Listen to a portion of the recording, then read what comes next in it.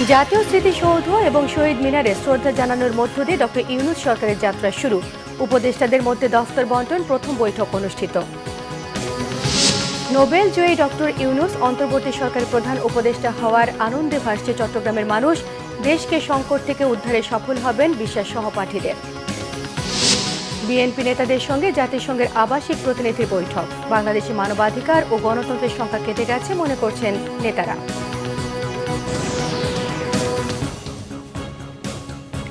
দেখছিলেন সংবাদ শিরোনাম, এবারে পুরো সংবাদ। জাতীয় স্মৃতিসৌধ এবং কেন্দ্রীয় শহীদ মিনারে শ্রদ্ধা জানিয়েছেন অন্তর্বর্তীকালীন সরকারের প্রধান উপদেষ্টা নোবেল জয়ী ডক্টর মোহাম্মদ ইউনূস। পরে উপদেষ্টা মণ্ডলীকে নিয়ে আবারও শ্রদ্ধা জানিয়েছেন তিনি। বৃহস্পতিবার রাতে শপথ নেয়ার পর জাতীয় স্মৃতিসৌধ এবং কেন্দ্রীয় শহীদ মিনারে শ্রদ্ধা নিবেদনের মধ্য দিয়ে শুরু করল অন্তর্বর্তীকালীন সরকারের যাত্রা। রিপোর্ট করছেন রকুনুজ্জামান। শুক্রবার সকালে সাভারে জাতীয় স্মৃতিসৌধে শহীদ বেদিতে ফুল দিয়ে শ্রদ্ধা জানান অন্তর্বর্তীকালীন সরকারের প্রধান উপদেষ্টা ডক্টর মোহাম্মদ ইউনূস। পরে কিছুক্ষণ নীরবে দাঁড়িয়ে থাকেন তিনি। উপদেষ্টা মণ্ডলীদের নিয়ে প্রচণ্ড বৃষ্টির মধ্যে পরে আবারও শহীদ বেদিতে ফুল দিয়ে শ্রদ্ধা জানান প্রধান উপদেষ্টা। এরপর সকাল 11টার দিকে কেন্দ্রীয় শহীদ মিনারে পৌঁছান ডক্টর মোহাম্মদ ইউনূস। শহীদ বেদিতে ফুল দিয়ে ভাষা শহীদদের স্মৃতির প্রতি শ্রদ্ধা জানান তিনি। পরে উপদেষ্টা মণ্ডলীদের নিয়ে শহীদ বেদিতে আবারও শ্রদ্ধা জানান প্রধান উপদেষ্টা। শ্রদ্ধা জানানো শেষে দেশ গড়ার প্রত্যয়ের কথা জানান উপদেষ্টারা। ভাষা শহীদ, স্বাধীনতা সংগ্রামে নিহত শহীদদের প্রতি শ্রদ্ধা জানিয়েছি। এখন আমরা একটা মিটিংয়ে বসবো আমাদের প্রধান উপদেষ্টা নোবেল বিজয়ী ডক্টর মোহাম্মদ ইউনূসের নেতৃত্বে। আমরা মিটিংয়ের মধ্যে ইমিডিয়েটলি আমরা কি করার আছে এসব ব্যাপারে আমরা আলোচনা করবো আর কি। সবাই দোয়া করবেন, এটা আমাদের একার কাজ না, সারা দেশবাসীর কাজ। এবং আমাদের তরুণ সমাজ আমাদের জন্য যে অপূর্ব সুযোগ এনে দিয়েছে দেশ গড়ার, এই সুযোগটা যেন আমরা কাজে লাগাতে পারি। এক নম্বর চ্যালেঞ্জ, এটা ঠিক হলে বাকি সব ঠিক হয়ে যাবে। সেপারেশন অফ পাওয়ার তৈরি করা, এই বিষয়গুলোকেই একটা চ্যালেঞ্জ তৈরি হবে। এবং তবে আমরা আশা করি যে যেহেতু এই সরকার একটা গণ অভ্যুত্থানের ভিতর দিয়ে তৈরি হয়েছে, মানুষের এই সরকারের প্রতি আস্থাটা রয়েছে, বাংলাদেশ পুনর্গঠনের যে স্বপ্ন আমরা দেখিয়েছি বা প্রতিশ্রুতি রেখেছি, সেটি দ্রুত সময়ের মধ্যে কার্যকরাই আমাদের লক্ষ্য এবং উদ্দেশ্য। দাবি নিয়ে এই আন্দোলন করেছিলাম, শিক্ষার্থীদের যে দাবি ছিল সেগুলো পূর্ণাঙ্গভাবে বাস্তবায়ন করতে সক্ষম হব। আপনারা জানেন এই সরকারে 25 থেকে 85 যে একটি তারুণ্য এবং অভিজ্ঞতার যে সংমিশ্রণ হয়েছে, এটি আসলে বাংলাদেশকে রিপ্রেজেন্ট করে এবং বাংলাদেশের প্রকৃত যে চাওয়া পাওয়া সেটি বাস্তবায়ন করতে পারবে বলে আমি মনে করি। রকুনুজ্জামান, বাংলা ভিশন, ঢাকা। অন্তর্বর্তীকালীন সরকারের প্রধান উপদেষ্টা সহ অন্য উপদেষ্টাদের দপ্তর বন্টন করা হয়েছে। শুক্রবার নতুন দপ্তর বন্টন করে প্রজ্ঞাপন জারি করেছে মন্ত্রিপরিষদ বিভাগ। প্রজ্ঞাপন অনুযায়ী প্রধান উপদেষ্টা ডক্টর মোহাম্মদ ইউনূসের অধীনে প্রতিরক্ষা, শিক্ষা, তথ্য ও সম্প্রচার, বিদ্যুৎ, জ্বালানি সহ 27টি মন্ত্রণালয় রয়েছে। এদিকে বিকেলে অনুষ্ঠিত হয়েছে উপদেষ্টা পরিষদের প্রথম বৈঠক।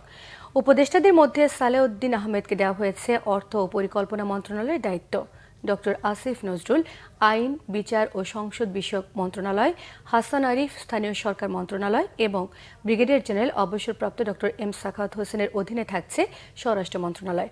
অন্যদিকে পররাষ্ট্র মন্ত্রণালয়ের দায়িত্ব পেয়েছেন মোহাম্মদ তৌহিদ হোসেন, শিল্প মন্ত্রণালয়ের দায়িত্বে আদিলুর রহমান খান, সৈয়দ রেজওয়ানা হাসান পরিবেশ, বন ও জলবায়ু পরিবর্তন মন্ত্রণালয়, শারমিন এস মোর্শেদ সমাজ কল্যাণ মন্ত্রণালয়, ফরিদা আক্তার মৎস্য ও প্রাণী সম্পদ মন্ত্রণালয়, ডক্টর আফম খালিদ হোসেন ধর্ম মন্ত্রণালয় এবং নূরজাহান বেগম স্বাস্থ্য ও পরিবার কল্যাণ মন্ত্রণালয়ের দায়িত্ব পালন করবেন। উপদেষ্টাদের মধ্যে বৈষম্য বিরোধী ছাত্র আন্দোলনের নাহিদ ইসলামের অধীনে ডাক, টেলিযোগাযোগ ও তথ্য প্রযুক্তি মন্ত্রণালয় এবং আসিফ মাহমুদ সজীব ভুঁইয়া আছেন যুব ও ক্রীড়া মন্ত্রণালয়ের দায়িত্বে। প্রথম বাংলাদেশি হিসেবে নোবেল জয়ের সুখস্মৃতির 1.5 যুগ পর আবারও আনন্দে ভাসছে চট্টগ্রামের মানুষ। চট্টগ্রামের সন্তান অর্থনীতিবিদ ডক্টর মোহাম্মদ ইউনূস এবার হয়েছেন অন্তর্বর্তীকালীন সরকারের প্রধান উপদেষ্টা। দক্ষতা এবং উদ্ভাবনী শক্তিতে দেশকে সংকট থেকে উদ্ধারে তিনি সফল হবেন বলে বিশ্বাস তার সহপাঠীদের। চট্টগ্রাম থেকে নাসির উদ্দিনের রিপোর্ট, ক্যামেরায় ছিলেন সাইফুল ইসলাম। ছায়া সুনিবিড় সবুজে আচ্ছাদিত নজুমিয়া সওদাগর বাড়ি, নতুন সরকার প্রধানের পৈতৃক ভিটা, যে বাড়ি ঘিরে এখন উচ্ছ্বাস আর আনন্দ। ডক্টর মোহাম্মদ ইউনূসের ছোটবেলা কেটেছে এই গ্রামেই। এরপর চট্টগ্রাম কলেজিয়েট স্কুলে ভর্তি হয়ে চলে আসেন শহরে। শিক্ষাজীবন শেষে যোগ দেন চট্টগ্রাম বিশ্ববিদ্যালয়ে। 1974 সালে দারিদ্র্য বিমোচনে প্রতিষ্ঠা করেন তেভাগা খামার। 1986 সালে গ্রামীণ ব্যাংক প্রতিষ্ঠার মাধ্যমে সামাজিক সমতা তৈরি ও দারিদ্র্য বিমোচনের নতুন এক অর্থনৈতিক ধারণাকে বিশ্বের সামনে তুলে ধরেন তিনি, যা তাকে স্মরণীয় করেছে বিশ্বজুড়ে। নানা ঘাত প্রতিঘাতে অবিচল পাহাড়ের মতো দাঁড়িয়ে থাকা মানুষটির কাঁধেই এখন বাংলাদেশের দায়িত্ব। তার চোখে এবার বৈষম্য বিরোধী বাংলাদেশের স্বপ্ন দেখছে সবাই। তাকে ঘিরে প্রত্যাশার কমতি নেই সহপাঠীদের মাঝেও। কেউ যদি আমাদেরকে এই বিপদ থেকে দ্রুত উদ্ধার করতে পারে, প্রফেসর ইউনূস তিনি সেই ব্যক্তি। কারণ তার যে উদ্ভাবনী ক্ষমতা, তার যে সাংগঠনিক ক্ষমতা, এটা বিশ্বে আর কারো এত বেশি সাংগঠনিক ক্ষমতা আছে বলে আমার মনে হয় না। এটা আমি আমার সাথে তার ৬৬ বছরের সম্পর্ক থেকে আমি দেখেছি। এবং তিনি এখন সারা বিশ্বে তার আর চাওয়া পাওয়ার কিছু নেই, তিনি সব কিছু পেয়ে গেছেন। অতএব এখন তিনি জাতিকে দিতে এসছেন, জাতিকে এই বিপদ থেকে রক্ষা করার জন্য তিনি ছাত্রদের ডাকে সাড়া দিয়েছেন। আমাদের দেশের লোকজনের কথা বলেন, বাইরের জগতে আমাদের পরিচিতির কথা বলেন, ইউনূস সাহেব হচ্ছেন সবার উপর। এবং ইউনূস সাহেব কখনোই কোনো পদ গ্রহণ করেন নাই। এর আগেও অনেক পদ, নানা রকমের পদ তার কাছে এসেছিল, উনি কোনোদিন কোনো পদ গ্রহণ করেন নাই। এখন যখন গ্রহণ করেছেন, আমরা আশা করব যে উনি নিশ্চয়ই এটা বুঝতে পেরেছেন যে এটার না নিয়ে উপায় নেই। এক নম্বর, দেশের স্বার্থে নেব, আর আমার জন্য এই কাজ সম্ভব হবে কি না এটা যাচাই না করে উনি আসেন নাই। তো সেই দিক থেকে মনে একটা সাহস আছে যে ইউনূস সাহেব যেটা যাচাই করে যদি এসে থাকেন, আমার আশা মতো উনি সফল হবেন। এটা বাকিটা নির্ভর করবে আমরা তাকে কতখানি সহযোগিতা দিতে পেরেছি। 9 ভাই বোনের মধ্যে ডক্টর মোহাম্মদ ইউনূস দ্বিতীয়। পরিবারের অন্যরাও এই জ্ঞান তাপসের দেশপ্রেম আর প্রজ্ঞায় মুগ্ধ। বাংলাদেশ তার অবিচল নেতৃত্বের সামনে এগিয়ে যাবে বিশ্বাস তাদের। দেশের জন্য ওনার কিছু করা উচিত। উনি করছেন, অনেক কিছুই করছেন, কিন্তু 16 বছর ওনাকে নানানভাবে নানান ভোগান্তির মধ্যে যেতে হয়। দেশটাকে একদম সুন্দর পরিচ্ছন্ন, একদম দুর্নীতিমুক্ত আমরা চাই ওনার কাছে, কিন্তু ওনাকে সময় দিতে হবে। নোবেল প্রাইজ পাওয়ার সময় যেরকম সবাই প্রাইজ নিয়ে আসে, যেরকম সবাই খুব খুশি, সারা দেশের এখন তো সবারই তো সেই রকম, সবারই তো খুব উৎসাহ। দারিদ্র্য বিমোচনে সফল ডক্টর ইউনূসকে ঘিরে বাংলাদেশের সমৃদ্ধি আসবে বলেই মনে করছে সাধারণ মানুষ। Banglavision news desk. অন্তর্বর্তীকালীন সরকারকে সমর্থন দিয়েছে জাতিসংঘ। ঢাকাস্থ জাতিসংঘের আবাসিক সমন্বয়কারী গোয়েন লুইস বিএনপি নেতাদের সঙ্গে বৈঠক করে এসব কথা জানিয়েছেন। শুক্রবার সকালে বিএনপি চেয়ারপারসনের গুলশান কার্যালয়ে দলটির নেতাদের সঙ্গে বৈঠক করেছেন গোয়েন লুইস। বৈঠকে বিএনপি মহাসচিব মির্জা ফখরুল ইসলাম আলমগীর, স্থায়ী কমিটি ও আন্তর্জাতিক বিষয়ক কমিটির সদস্য আমির খসরু মাহমুদ চৌধুরী, বিএনপির সাংগঠনিক সম্পাদক এবং আন্তর্জাতিক বিষয়ক কমিটির সদস্য শামা ওবায়েদ এবং ঢাকাস্থ জাতিসংঘের মানবাধিকার বিষয়ক বিশেষজ্ঞ হুমা খান এতে অংশ নেন। বৈঠক শেষে গোয়েন লুইস জানান, সব দল এবং সুশীল সমাজের সঙ্গে কথা বলছেন তারা, কি করে জাতিসংঘ বাংলাদেশকে সহযোগিতা করতে পারে এবং সহিংসতা বন্ধ করে অর্থনৈতিক অগ্রগতির বিষয়ে আলোচনা করছেন তারা। আমির খসরু মাহমুদ চৌধুরী বলেছেন, বাংলাদেশের মানবাধিকার এবং গণতন্ত্র নিয়ে উন্নয়ন সহযোগীদের সংখ্যা কেটে গেছে। তিনি বলেন, সবাই মিলে কি করে আগামীর বাংলাদেশ গড়া যায়, উন্নয়ন অংশীদার হিসেবে জাতিসংঘের সঙ্গে এ বিষয়ে আলোচনা অনুষ্ঠিত হয়েছে। স্বস্তি ফিরে না আসা পর্যন্ত সংখ্যালঘুদের পাশে থাকার আশ্বাস দিয়েছেন বিএনপি নেতা ইঞ্জিনিয়ার ইশরাক হোসেন। রাজধানীর পুরান ঢাকার বেশ কয়েকটি মন্দির এবং বসবাসরত হিন্দু ধর্মাবলম্বীদের সঙ্গে দেখা করে এই আশ্বাস দিয়েছেন তিনি বলেন, বিএনপির পক্ষ থেকে নিরাপত্তা দেওয়ার সব ব্যবস্থা নেওয়া হয়েছে। পরিস্থিতি স্বাভাবিক না হওয়া পর্যন্ত মাঠে থাকবে নেতাকর্মীরা। এই অস্থির সময়ে সার্বিক খোঁজ খবর রাখেন তিনি। হিন্দু বাসিন্দারা জানান, গেল কয়েকদিনের অস্থিরতা নিরাপত্তা নিয়ে শঙ্কায় থাকলেও বিএনপি নেতাকর্মীরা পাশে থাকায় তারা অনিরাপদ বোধ করেননি। এর আগে সকাল থেকে পুরান ঢাকার শাখারি বাজার, তাঁতি বাজার, স্বামীবাগ এলাকার লোকনাথ ব্রহ্মচারী আশ্রম এবং মন্দির, স্বামীবাগের ইস্কন মন্দির এবং টিকাটুলের জয়কালী মন্দির এবং এলাকার সনাতন ধর্মাবলম্বীদের সঙ্গে দেখা করেছেন ইশরাক। এসব এলাকার ব্যবসায়ীদের সঙ্গেও কথা বলে তাদের পাশে থাকার আশ্বাস দেন ঢাকা দক্ষিণ সিটি কর্পোরেশনের বিএনপির সাবেক এই মেয়র প্রার্থী। সেনাবাহিনীর সহায়তায় স্বল্প পরিসরে রাজধানীর 29টি থানার কার্যক্রম শুরু করেছে পুলিশ। থানায় কোনো ধরনের হামলা হবে না বলেও আশ্বাস দেওয়া হয়েছে সেনাবাহিনীর পক্ষ থেকে। তারপরও নিজ নিজ নিরাপত্তা নিয়ে পুলিশ সদস্যরা এখনও শঙ্কিত। প্রতিটি থানার পুলিশ সদস্যদের সহায়তায় থাকছে সেনা সদস্যরা। তেজগাঁও থানায় এক সংবাদ সম্মেলনে এসব তথ্য জানিয়েছেন সেনাবাহিনী ও পুলিশের কর্মকর্তারা। সেনাবাহিনীর 25 ইস্ট বেঙ্গল রেজিমেন্ট কোম্পানির অধিনায়ক মেজর সাকাত হোসেন জানান, সেনাবাহিনীর সহায়তায় স্বল্প পরিসরে থানার কার্যক্রম চলছে। প্রতিটি থানায় পুলিশ সদস্যদের সহায়তায় থাকছে সেনা সদস্যরা। তেজগাঁও বিভাগের উপপুলিশ কমিশনার আজিমুল হক জানিয়েছেন, সেনা সদস্যরা পুলিশ সদস্যদের রক্ষায় এগিয়ে এসেছেন। থানার ভারপ্রাপ্ত কর্মকর্তা জানান, ভুল থেকে শিক্ষা নিয়ে জনগণের সেবায় কাজ করবে তারা। এদিকে রাজধানীর ট্রাফিক ব্যবস্থায় দিন রাত কাজ করছে শিক্ষার্থীরা। সহযোগিতায় এগিয়ে এসেছে অনেক প্রতিষ্ঠান। আশুলিয়ার পোশাক কারখানাগুলোতে নিরবিচ্ছিন্ন উৎপাদন অব্যাহত রাখতে জোরদার করা হয়েছে সেনা নিরাপত্তা। গঠন করা হয়েছে টাস্ক ফোর্স। এছাড়া কারখানা নিরাপত্তায় নানা পদক্ষেপ নিতে শুরু করেছে মালিক পক্ষ। আশুলিয়া প্রতিনিধি শেফালি মিতু জানাচ্ছেন বিস্তারিত।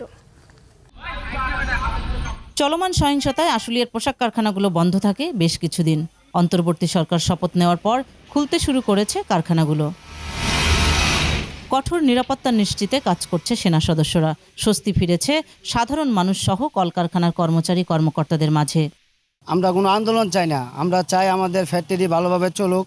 আমরা কাজ করতে আসছি, ঠিকভাবে কাজ করলাম, ঠিক মতো খাইতে পারবো, দেশেরও ভালো হবে, আমরা এগুলাই চাই। আধিপত্য বিস্তারের যে লড়াই, এই লড়াইয়ের কারণে বর্তমান বাংলাদেশে একটু নৈরাজ্য সৃষ্টি হয়েছে, যেটা হচ্ছে আমরা মনে করতেছি হয়তো এটা সাময়িক, এটা ঠিক হয়ে যাবে। স্থানীয় আধিপত্য বিস্তার বন্ধে কঠোর হচ্ছে মালিকপক্ষ। আগামীকাল থেকে ইনশাল্লাহ 100% ফ্যাক্টরি চলবে, কারণ আরএমজি সেক্টর সচল না হলে পরে দেশের অর্থনীতিকে সচল করা আমাদের জন্য কঠিন হবে। তো আমরা সবাই যাতে একসাথে কাজ করতে পারি, সেনাবাহিনী আমাদের সাথে আছেন, আমরা অর্থনৈতিক যুদ্ধ করছি, ওনারা আইন শৃঙ্খলা রক্ষা করার জন্য যুদ্ধ করছেন, সবাই মিলে আমরা একসাথে আবার রিস্টার্ট। এই ফ্যাক্টরিটা আমার কন্ট্রোল নিতে হবে, এই ফ্যাক্টরিটা অমুকের কন্ট্রোলে ছিল, আমার কন্ট্রোল নিতে হবে, এই এলাকাটা আমাকে আধিপত্য বিস্তার করতে হবে। এটি কিছু কিছু মহল করছে। আমরা এই প্রচেষ্টাটাকে ধিক্কার জানাই। আমাদেরকে অ্যাসুরেন্স দেওয়া হয়েছে জয়েন্ট টাস্ক ফোর্স এটাকে প্রিভেন্ট করবে। শৃঙ্খলা ফেরাতে সেক্টর ভাগ করে টহল জোরদার করেছে সেনাবাহিনী। অন্যান্য বাহিনীও আমাদের সাথে সমন্বয়ে কাজ করবে। অবশ্যই ইন্ডাস্ট্রিয়াল পুলিশ অ্যাক্টিভেট হবে কিছুদিনের মধ্যেই, এবং অ্যাক্টিভেট হলে এই জিনিসটা আরও কম্প্রিহেন্সিভলি আমরা কাজ করতে পারবো। এবং আমি শিওর যে ঐক্যবদ্ধভাবে যদি আমরা সবাই একসাথে কাজ করি, আমাদের এই অরাজকতা যেন কেউ না করতে পারে, বিশৃঙ্খলা যেন কেউ না করতে পারে, সের জন্য আমরা চেষ্টা করছি। দেশের অর্থনীতিতে গুরুত্বপূর্ণ এ শিল্পকে সচল রাখতে যথাযথ পদক্ষেপ প্রত্যাশা সকলের। শেফালি মিতু, বাংলাভিশন, আশুলিয়া, ঢাকা। বৃষ্টিতে জলাবদ্ধতা তৈরি হয়েছে সাতক্ষীরা পৌরসভার বিভিন্ন এলাকায়। পানিবন্দী হাজারো পরিবার, অপরিকল্পিত মৎস্য ঘের এবং ড্রেনেজ ব্যবস্থা না থাকায় এমন ভোগান্তি বলে অভিযোগ করেছেন ভুক্তভোগীরা। এদিকে জলাবদ্ধতা নিরসনে নতুন প্রকল্প নেওয়ার আশ্বাস দিয়েছেন পৌর কর্তৃপক্ষ। সাতক্ষীরা প্রতিনিধি আসাদুজ্জামান আসাদের রিপোর্টটি দেখুন। তলিয়ে আছে সাতক্ষীরা পৌর এলাকার কামালনগর, ইটাগাছা, পলাশপোল, রাজারবাগান, মুন্সিপাড়া, রথখোলা, কাটিয়া, সুলতানপুর, বাকাল, খড়িবিলা, বদ্দিপুর কলোনি সহ পৌরসভার বিভিন্ন এলাকার নিম্নাঞ্চল। তলিয়ে গেছে রাস্তাঘাট, ফসলি জমি, পানি বাসাবাড়িতে, ভেসে গেছে বেশ কিছু মাছের ঘের। ভেলায় যাতায়াত করছেন অনেকে। পানি নিষ্কাশনে তেমন কোনো পদক্ষেপ না থাকায় ক্ষুব্ধ ভুক্তভোগীরা। 8-9 বছর ধরে এই পানির মধ্যে আছে। এলাকায় প্রতি বছর এইভাবে বর্ষা বাদলা হয়, কিন্তু কিছু অসাধু ঘের ব্যবসায়ীর কারণে পানির নিষ্কাশন হয় না। প্রশাসন কোনো খেয়ালই করে না, প্লাস অসাধু ঘের ব্যবসায়ীগুলোর কাছে টাকা খাইয়ে তাদের মাথা হাত বুলিয়ে চলে যায়। তারা আমরা যদি যাই জোর কাটতে যাই, আমাদের নামে কেস করতে আসে। যদি একটা মানুষ অসুস্থ হয়, তাহলে আমাদের ভেলায় করে নিয়ে যাওয়ার আর ঘাড়ে করে নিয়ে যাওয়ার কোনো পথ নেই। পানি বাড়িতে রোগ বেরোয়, ছেলেমেলে স্কুল কলেজে যাইতে পারে না, কলও ডুবে রয়েছে, বাথরুম পর্যন্ত ডুবে রয়েছে। আমাদের 2-3 দিন এই পানি হচ্ছে, আমরা রান্দি খাবো, তাও কোনো পরিস্থিতি নেই। জলাবদ্ধতার জন্য অপরিকল্পিত মৎস্য ঘের করাকেই দুষছেন সচেতনরা। সাতক্ষীরা জেলা প্রশাসকের কাছে বলা হচ্ছে যে পৌরসভার ভিতরে অবৈধ যে সকল মাস্যঘের আছে, সেই সকল মাস্যঘেরের বিরুদ্ধে ব্যবস্থা নিয়ে পানি নিষ্কাশনের ব্যবস্থা করা। কিন্তু প্রশাসন এই বর্ষাকালে শুধু একটু শোনেন, তারপরে আর তাদের কোনো রকম ব্যবস্থা করেন না, তো পড়েই মরুক। আর বরঞ্চ বড় বড় ঘের মালিকরা বলে আমরা প্রশাসনকে ম্যানেজ করে এখানে ঘের করছি। পানি নিষ্কাশনের ব্যবস্থা সঠিকভাবে এই খাল খনন করা সাতক্ষীরা পৌরসভার ড্রেনেজ ব্যবস্থাকে উন্নত করা, সাতক্ষীরা পৌরসভার মেয়র এবং সাতক্ষীরার জেলা প্রশাসন তারা এভাবে সাতক্ষীরা শহরকে জলাবদ্ধতা নিরসনে কাজ করছেন। জলাবদ্ধতা নিরসনে পরিকল্পিত ড্রেনেজ ব্যবস্থার পাশাপাশি ঘের উচ্ছেদ করার আশ্বাস দিয়েছেন পৌরসভার ভারপ্রাপ্ত mayor. KFW green project German সরকার এই টাকাটা আমাদেরকে অনুদান হিসেবে দিয়েছেন। আমরা এর টেন্ডার ইতিমধ্যে করে দিয়েছি। এই চলমান প্রকল্পের মধ্যে রাস্তা আছে, ড্রেন আছে, এইগুলো যদি হয়ে যায় আর কোনো সমস্যা থাকবে না। শিগগিরই জলাবদ্ধতা নিরসন করে বসবাসের উপযোগী পরিবেশ তৈরির দাবি পানিবন্দীদের। Bangla vision news desk. দেশের বিভিন্ন জায়গার আরো কিছু খবর নিয়ে এখন থাকছে একটি ডেস্ক রিপোর্ট। বেগম খালেদা জিয়া সহ দলীয় নেতাকর্মীর মুক্তিতে আনন্দ মিছিল করেছে ঢাকা জেলা উত্তর ছাত্রদল। বিকালে সাভার ঢাকা আরিচা মহাসড়কে কয়েকশো মোটরসাইকেল নিয়ে মিছিলটি আশুলিয়ায় এসে শেষ হয়। উপস্থিত ছিলেন ছাত্রদলের সাবেক আহ্বায়ক মোহাম্মদ তমিজউদ্দিন। নির্বাচনের মাধ্যমে শেখ হাসিনাকে আবারও প্রধানমন্ত্রী করার লক্ষ্যে বিক্ষোভ মিছিল ও সমাবেশ হয়েছে গোপালগঞ্জে। সকালে ব্যাংকপাড়া আওয়ামী লীগ কার্যালয় থেকে একটি বিক্ষোভ মিছিল কোর্ট এলাকা ঘুরে চৌরঙ্গি গিয়ে শেষ হয়। উপস্থিত ছিলেন আওয়ামী লীগ সহ দলটির বিভিন্ন অঙ্গ সংগঠনের নেতারা। গণ অধিকার পরিষদের উদ্যোগে আনন্দ র্যালি ও সমাবেশ হয়েছে বাগেরহাটে। সকালে র্যালিটি শহরের বিভিন্ন সড়ক ঘুরে ট্রাফিক মোড়ে গিয়ে শেষ হয়। এ সময় বক্তব্য রাখেন গণ অধিকার পরিষদের কেন্দ্রীয় কমিটির সহ বিজ্ঞান ও তথ্য প্রযুক্তি বিষয়ক সম্পাদক তাওহিদুল ইসলাম তুহিন। সিলেটে তুলির আচরে দেয়ালে দেয়ালে বৈষম্য বিরোধী ছাত্র আন্দোলনের শহীদদের নাম আর জাতীয় পতাকা আঁকছেন শিক্ষার্থীরা। সকালে নগরের শহীদ ডাক্তার চঞ্চল রোডে শিক্ষার্থীরা নিজস্ব অর্থায়নে বাংলাদেশের মানচিত্র, জাতীয় পতাকা সহ বিভিন্ন ধরনের সচেতনমূলক বাণী লেখেন। দ্রব্যমূল্য নিয়ন্ত্রণে বাজার মনিটরিং করছে ময়মনসিংহে বৈষম্য বিরোধী ছাত্র আন্দোলনের শিক্ষার্থীরা। দুপুরে নগরীর মেছুয়া বাজারে দ্রব্যমূল্যের দাম পর্যবেক্ষণ করেন তারা। বাজার তদারকির কাজ করছেন সাতক্ষীরার শিক্ষার্থীরা। সকালে শহরের সুলতানপুরে দ্রব্যমূল্য নিয়ন্ত্রণে বড় বাজার পরিদর্শন করেন তারা। আন্দোলনকারী শিক্ষার্থীদের সঙ্গে পুলিশ সুপারের মত বিনিময় সভা হয়েছে সুনামগঞ্জে। সকালে নিজ কার্যালয়ে এতে উপস্থিত ছিলেন পুলিশ সুপার MN মুর্শেদ ও শিক্ষার্থীরা। যে কোনো ধরনের সহিংসতা বন্ধ এবং সংখ্যালঘুদের প্রতি নিরাপত্তার আহ্বান জানিয়ে মিছিল করেছে যুবদল। সকালে সাবেক সহসভাপতি রফিক আহমেদ ডলারের নেতৃত্বে মিছিলটি আজিমপুর থেকে শুরু হয়ে চকবাজারে গিয়ে শেষ হয়। রাঙ্গামাটির বিভিন্ন সংখ্যালঘু সম্প্রদায়ের মন্দির পরিদর্শন করেছে বিএনপি। পরে মন্দির কমিটির নেতৃবৃন্দের সাথে একটি মত বিনিময় সভা করে তারা। উপস্থিত ছিলেন বিএনপির কেন্দ্রীয় সহ উপজাতীয় বিষয়ক সম্পাদক অ্যাডভোকেট দীপেন দেওয়ান। বিভিন্ন মন্দির ও ব্যবসা প্রতিষ্ঠান পাহারা দিচ্ছেন ময়মনসিংহ বিএনপির নেতাকর্মীরা। রাতে যুবদলের জেলা সভাপতি রুকুনুজ্জামান সরকার রুকুনের নেতৃত্বে নগরীর বিভিন্ন ব্যবসা প্রতিষ্ঠান পাহারা দেন তারা। লালমনিরহাটে বিভিন্ন মন্দির ও ব্যবসায়িক প্রতিষ্ঠান পরিদর্শন করেছে বিএনপি। উপস্থিত ছিলেন কেন্দ্রীয় নির্বাহী কমিটির সাংগঠনিক সম্পাদক অধ্যক্ষ আসাদুল হাবিব দুলু। আন্তর্জাতিক আদিবাসী দিবস পালিত হয়েছে খাগড়াছড়িতে। সকালে শহরের সরকারি মহিলা কলেজ সড়ক থেকে একটি র্যালি বিভিন্ন সড়ক ঘুরে মুক্ত মঞ্চে গিয়ে শেষ হয়। উপস্থিত ছিলেন বাংলাদেশ মারমা ঐক্য পরিষদের জেলা শাখার সভাপতি কং চাইরি চৌধুরী মাস্টার। আদিবাসী স্বীকৃতির দাবির আড়ালে দেশ বিরোধী ষড়যন্ত্রের প্রতিবাদে মানববন্ধন ও বিক্ষোভ সমাবেশ হয়েছে রাঙ্গামাটিতে। সকালে ছাত্র পরিষদ জেলা শাখার উদ্যোগে বনরূপা সিএনজি স্টেশন চত্বরে এ কর্মসূচি পালন করা হয়। Bangla vision news desk. সংবাদ শেষ করব, শিরোনামগুলো আরো একবার জানিয়ে দিই। জাতীয় স্মৃতিসৌধ ও শহীদ মিনারে শ্রদ্ধা জানানোর মধ্য দিয়ে ডক্টর ইউনূস সরকারের যাত্রা শুরু। উপদেষ্টাদের মধ্যে দফতর বন্টন প্রথম বৈঠক অনুষ্ঠিত। নোবেল জয়ী ডক্টর ইউনূস অন্তর্বর্তী সরকারের প্রধান উপদেষ্টা হওয়ায় আনন্দে ভাসছে চট্টগ্রামের মানুষ। দেশকে সংকট থেকে উদ্ধারে সফল হবেন বিশ্বাস সহপাঠীদের। বিএনপি নেতাদের সঙ্গে জাতিসংঘের আবাসিক প্রতিনিধির বৈঠক। বাংলাদেশে মানবাধিকার ও গণতন্ত্রের সংখ্যা কেটে গেছে মনে করছেন নেতারা।